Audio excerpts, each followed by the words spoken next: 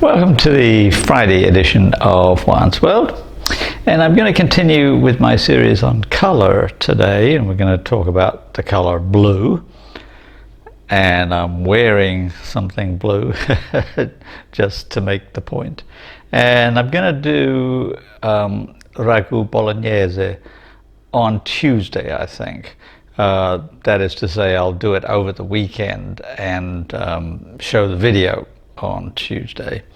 So you can look forward to that. It's a complicated recipe, not really for my son, I don't think, but you might be interested in its difference from the idea of a bolognese sauce in the United States or the United Kingdom. It's really much meatier and has less tomato in it and so forth, but that's for Tuesday. Right now we're going to talk about the color blue.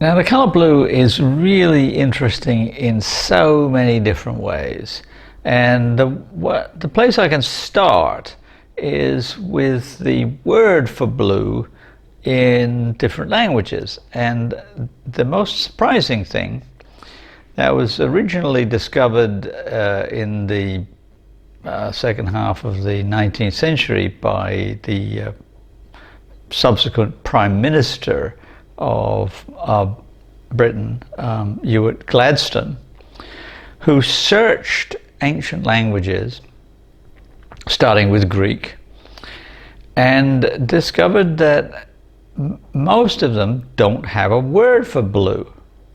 And that's just extraordinary.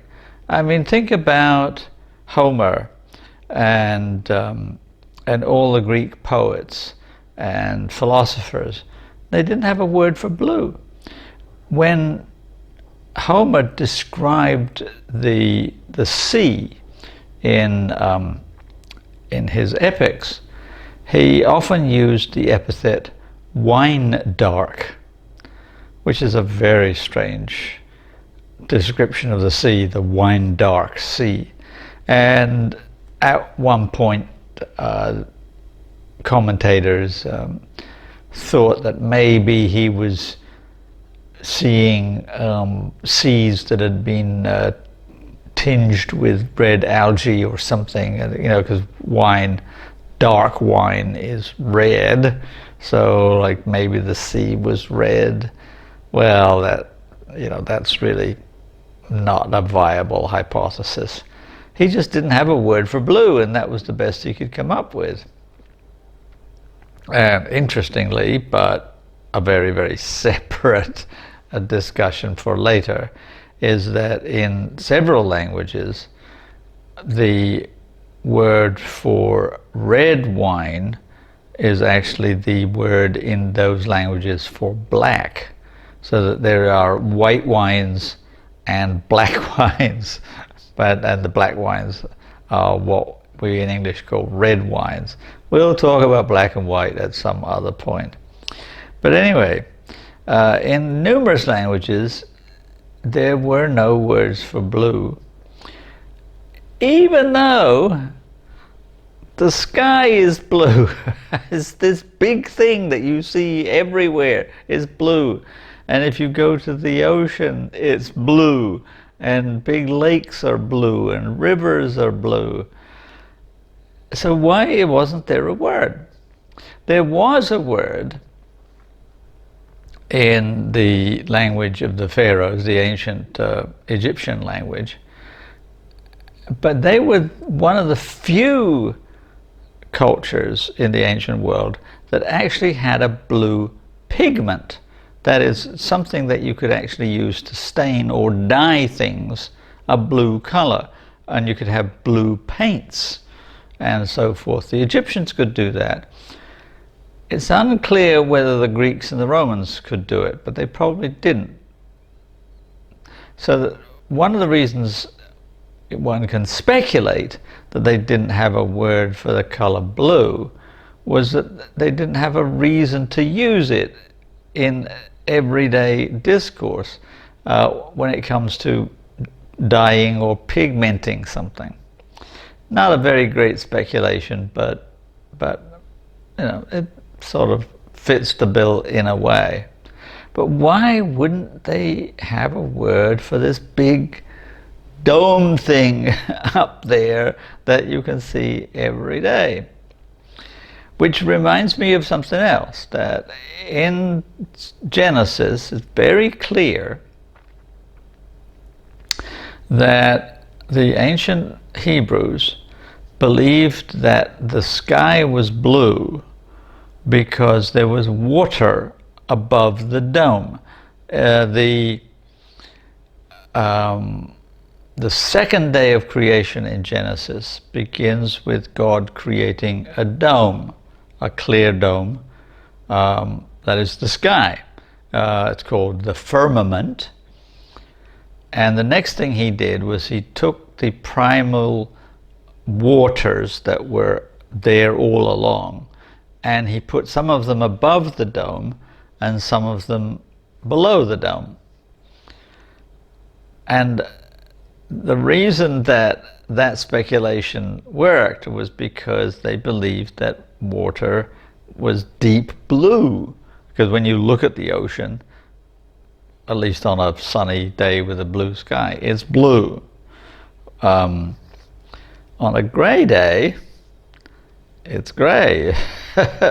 And on a day when the sky is red or orange or something like that, like particularly at the end of the day, then the sea is red or orange. So that ought to be a clue that the reason that oceans and lakes and so forth are blue is because they're reflecting the sky, not because water is deep blue. Now let me just interrupt that a little bit and say that water, although it appears to be transparent, I'm talking about pure, like distilled water, is in fact very light blue. If you take a very long tube and fill it with water and look through it, or look through the water, you will see a very faint blue tinge. So water, well, I'm going to get to why it appears blue in a minute, but it does have a very slight blue tinge. But the ocean, lakes, rivers and so forth are blue because they reflect the sky. Why is the sky blue? Well, as I've already stated, it's not always blue. Sometimes it's gray, although that's, you can argue, because the cloud cover is gray. It's not the sky. The sky is still blue. And that's mostly accurate. But at night it's not blue, it's black. And at sunrise and sunset it's quite often red or orange or some combination. Sometimes it's green. And that gives you a hint that the color of the sky is determined by what's called Rayleigh scattering. That the sun's rays hit the earth, and the sun, remember, is white, and it sends white light to earth. And when that light hits the atmosphere, it scatters, like if it's refracted like by a prism or by water in the air, then you'll see the visible spectrum: red, orange, yellow, green, blue, indigo, violet. When the light is scattered by the atmosphere, the blue in the spectrum is reflected back to people on Earth, and the other colors are absorbed into the atmosphere and not reflected back. So the sky is blue because of the scattering of the different parts of the visible spectrum, and it changes depending on the angle of the sun. When the sun is really low, then the scattering changes from blue into red, yellow, and orange. That changes the part of the visible spectrum that you see, and it eventually becomes indigo, the very pale end of the day. The sky is indigo, and you barely would notice it because indigo shades into black. So when somebody asks you, why is the sky blue, you can answer with that answer, the physics answer, or you can say, is it? Is it blue? Or the more philosophical question, does the sky exist? The Genesis notion of it being a dome is clearly wrong. The idea that it's blue because there's water up there is also clearly wrong. I mean, there is water in the clouds, but they're white. So why are the clouds white? Also an interesting question. And the answer could be, well, they're not always white. Sometimes they're black, or sometimes they're gray. Anyway, it still raises the question, why, when blue was all around them, didn't the Greeks have a word for it? It seems really strange. Turns out that the Romans at some point did have a word that was close to an English translation of the word blue. And we know this because when Julius Caesar went and invaded Britain, he came across various groups, including the Cassivellani, who fought his troops naked and covered in woad. And woad is a blue dye, so that their skins were all dyed either totally blue or in patterns of blue and so forth. And he had a word that described the color, although it was not a very common word. So part of my speculation is that cultures that have a pigment for blue will have a word for blue, and cultures that don't have a common pigment for blue will not have a word. Now, but let's talk about pigment. It's a very curious thing. There's a lot of butterflies and birds that have blue in their wings. But here's the thing, and it's a very curious fact. They are not blue because they are pigmented blue. They are blue because the shape of the wings is such that when white light hits them, the colors of the spectrum are absorbed except for blue, which is reflected out. And that's also true of blue eyes. I mentioned this last time. I'll go into it again. There is no blue pigment in blue eyes. I have blue eyes. I don't have any blue pigment in my iris. My iris is shaped in such a way that when light hits my eyes, blue is reflected back out and the other colors are absorbed, just like a butterfly's wings, just like a bird's wings. There are very few butterflies and very few birds that have blue in their wings because of pigment. There are some, but they're very rare. The vast majority are blue because of the structure of the scales or the cells or whatever that are part of the wings that cause them to reflect blue light. Which then raises a very, very important philosophical question concerning the nature of reality. That when you see something and you see it as blue, what is it really? Is it really blue? Or is your perception of it blue? And there's the crux. What's the difference? Well, I remember having this heated discussion with one of my middle school classes in Mandalay in Myanmar when I was teaching science there. And they wanted to say that certain things are intrinsically a certain color. And I was saying, you know, color is not in the thing, it's in your brain. That the thing reflects light into your eyes process it through cones in your retina, and then transmit that information to your brain, which makes sense out of it. So your brain is interpreting what it sees, and it interprets blue pigment and the refraction or the scattering of light to allow blue light to come through and not others. It interprets them exactly the same.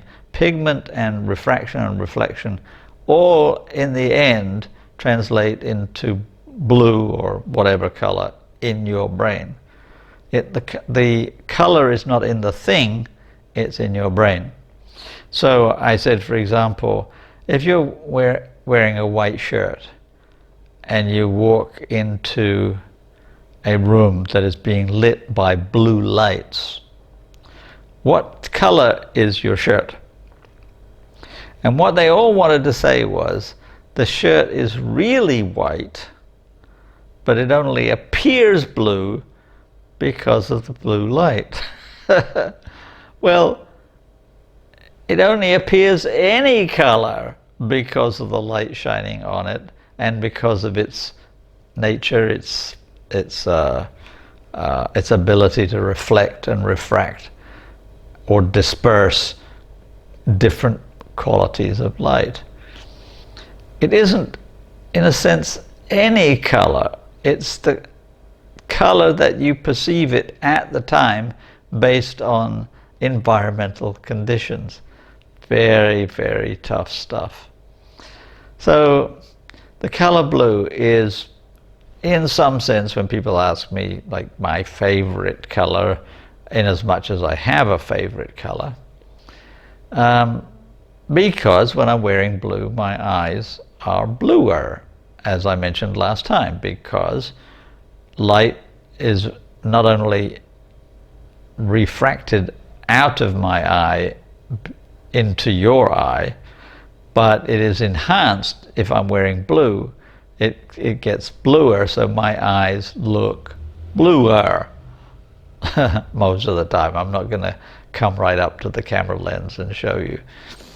But that's the quirk of blue, is that most of the time the blue we see is not a pigment, it's a scattering or a refraction of light. Deep waters. Murky, not blue waters. Anyway, if you like my videos, please like and subscribe. And I'll return on Tuesday, hopefully with a recipe for ragu bolognese. But I'm not sure yet. I think I will, but we'll see. Have a glorious weekend.